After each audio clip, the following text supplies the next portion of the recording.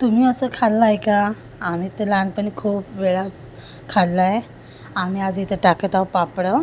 तसं पापड टाकायला तर मला खूप उशीर झाला होता, कारण की माझ्या शेतातले कामं, लग्न होते मधात. आज पण पापड टाकून मला एका कार्यक्रमामध्ये जायचं होतं बोरवनामध्ये. चला म्हणलं सकाळी आज तरी एकतरी काम होऊन जाणार, म्हणून आज आम्ही पापड टाकलो. सकाळी खूप ऊन राहते, पण दुपारच्या नंतर वातावरण बिघडून पाऊसच येत राहते. आज पण तसंच झालं होतं थोडं. उन्हाळ्याचे पण भरपूर कामं राहते. अजून उन्हाळ्यामध्ये असं काही बनवायचं पण राहते, तर इकडे तिकडे जाणं येणं पण राहते, मुलाची सुट्टी पण राहते. हे सगळं करता करता टाईम कसा निघून जाते माहीतच नाही पडत. तर चला इथं जाऊबाईनं मी पटपट पापड टाकत आहे. आम्ही आत्ता सध्या मस्त ऊन आहे. आम्ही याला ज्वारीचे पापड म्हणतो, इकडे ज्वारीचे भातोडे पण म्हणतात.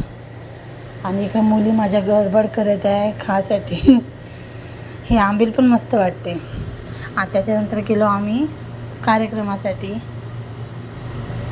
आम्ही सगळी तयारी करून गाडीमध्ये बसलो आहे. आम्ही गेलो होतो बोरवनासाठी. बोरवन म्हटलं की तो पण एक आनंदाचा क्षण असते. बोरवन न्यायचं म्हटलं बहिणीच्या घरी, तर भावाकडे सुद्धा एक लग्नच आहे असं सारखं वातावरण राहते. त्याही पण सगळे पाहुणे मंडळी बोलवतात. आम्ही पोचलो नांदा फाटा या गावामध्ये. बोरवन नेलं होतं. हे बघा मालिंग आणि बहिणीला स्पेशल गाडी करून मस्त बसून फिरवतात. इकडे DJ होता, तिथं आम्ही तो डान्स केला आणि खूप मजा पण आली. बोरवनामध्ये जे मालिंग बनवते ते मामा डोक्यावर घेऊन घरापर्यंत जाते. बोरवनामध्ये पण भरपूर खर्च येतो, पण बहिणीच्या घरी एकदाच न्यायचं राहते म्हणून भाऊ पण कमी नाही करत. पण काय करणार, ही पण एक चालत आलेली रीतच आहे. बोरवन बहिणीच्या घरी घेऊन जायचं वाजत गाजत. इथं बघा एक ताई मालिंग डोक्यावर घेऊन मस्त नाचत आहे. हे आहे तिळाचं मालिंग.